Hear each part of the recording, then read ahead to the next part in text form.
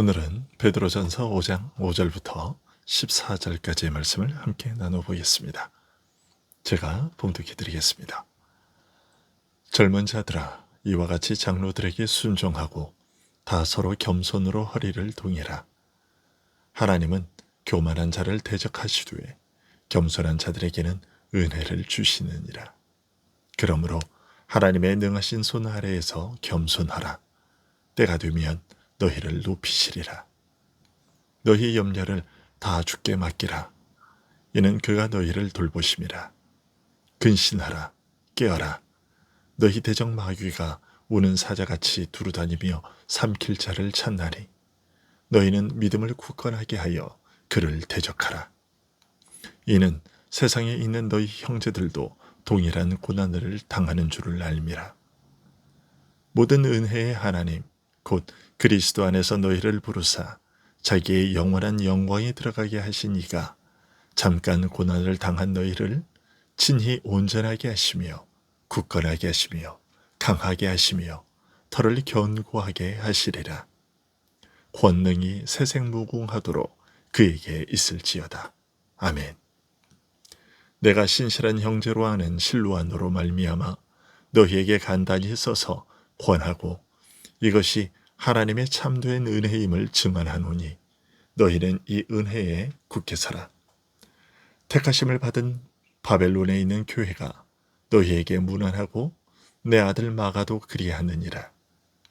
너희는 사랑의 입맞춤으로 서로 문안하라. 그리스도 안에 있는 너희 모든 이에게 평강이 있을지어다. 아멘. 베드로 사도는 앞에서 하나님의 양무리를 맡아 돌보는 장로들에게 권면했습니다. 그에 이어 이제는 그 다스림과 보살핌을 받는 대상을 젊은 자들로 호칭하면서 그들에게 권면합니다. 먼저 5절에서 장로들의 다스림과 가르침에 순복하라고 권합니다. 그런데 이것을 권하면서 이와 같이라고 말하고 있습니다. 이것은 다스리는 자와 다스림을 받는 자라는 서로 대조적인 차이가 있는 입장임에도 실제로는 그 처지와 입장이 다르지 않고 마찬가지라는 사실을 의미합니다. 교회 안에서는 가르치는 자와 가르침받는 자의 관계가 세속사회에서의 다스리는 자와 다스림받는 자의 관계와 판이하게 다릅니다. 그 까닭은 교회 안에서 이루어지는 다스림은 세속사회의 다스림과 그 성격이 근본적으로 다르기 때문입니다.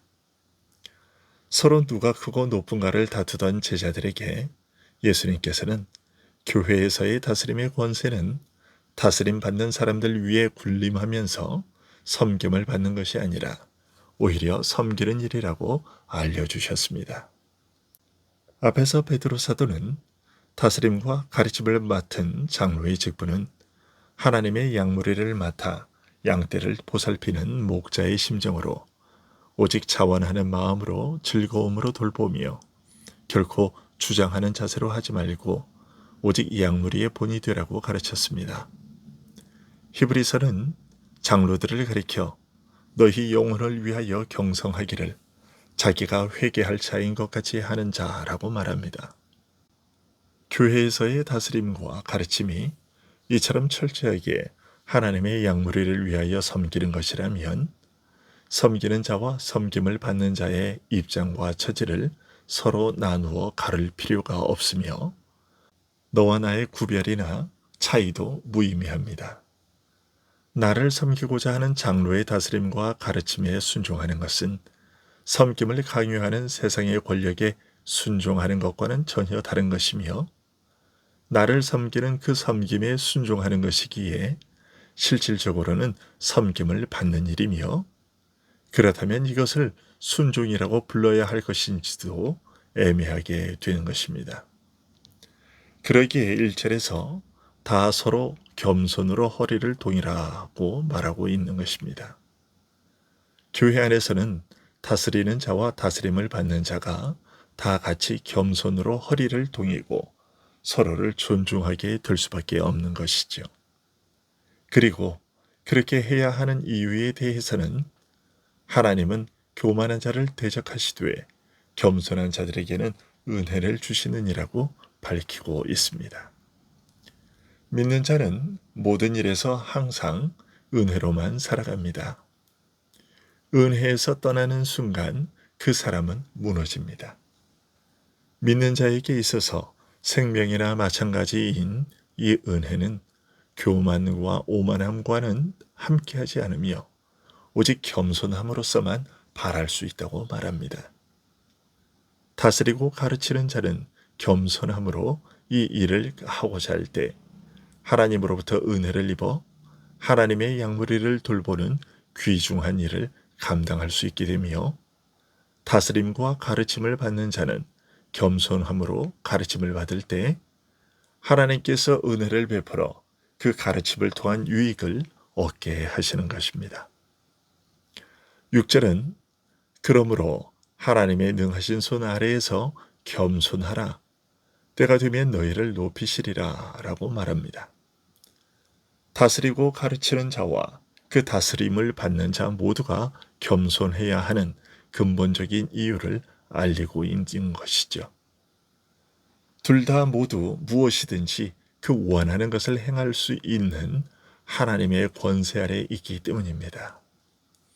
만사를 오직 그 기뻐하시는 뜻대로 행하시는 하나님의 주권에 대한 믿음, 이런 선하심을 믿고 신뢰하며 그분께 자기를 맡기고 의지하는 믿음을 따라서 행하라는 것입니다. 그렇게 겸손한 믿음으로 오직 하나님의 뜻과 능력에 자신을 맡기는 자를 하나님께서는 때가 되면 높이실 것이기 때문이라고 알려주고 있습니다. 짓밟아 비참하게 하는 어려움과 가난이 어떤 것이든지 그 억눌림과 얽매임에서 구하여 내실 것이라는 뜻입니다. 그리고 짓눌리고 옥죄어 답답하고 막막한 형편에서도 하나님을 신뢰할 수 있는 이유를 7절에서 밝히기를 너희 염려를 다 주께 맡기라. 이는 그가 너희를 돌보심이라는 말로 알려주고 있습니다. 주님께서 언제나 돌보고 계시기 때문이라는 것이죠. 내가 내 문제를 끌어안고 해결하겠다고 발버둥 쳐봐야 아무 해결책이 없지만 주님께서는 나보다 내 사정을 더 깊이 자세히 아시며 나로서는 감당할 수 없는 일을 주께서는 능히 감당하시기 때문에 더욱이 우리의 연약함과 사정을 체별하여 친히 아시는 분으로서 기쁨으로 즐거이 내 짐을 지시기에 주께 맡기라고 권하는 것입니다. 그러나 세상에는 나를 도우시는 하나님만 있지 않고 반대로 나를 무너뜨리려고 하는 자도 있습니다. 사도는 이것을 경계시키고 있습니다. 8절입니다. 근신하라, 깨어라, 너희 대적 마귀가 우는 사자같이 두루다니며 삼킬 자를 찾나니. 이런 위기가 있지만 그러나 겁내지 말고 믿음을 굳건하게 하여 그를 대적하라고 9절은 말하고 있습니다. 왜냐하면 이미 그리스도께서 사탄의 세력을 십자가로 무너뜨려 무력하게 만드셨기 때문입니다. 따라서 우리가 그리스도 안에 머무는 한, 그를 믿고 의지하는 한 겁낼 필요가 없습니다.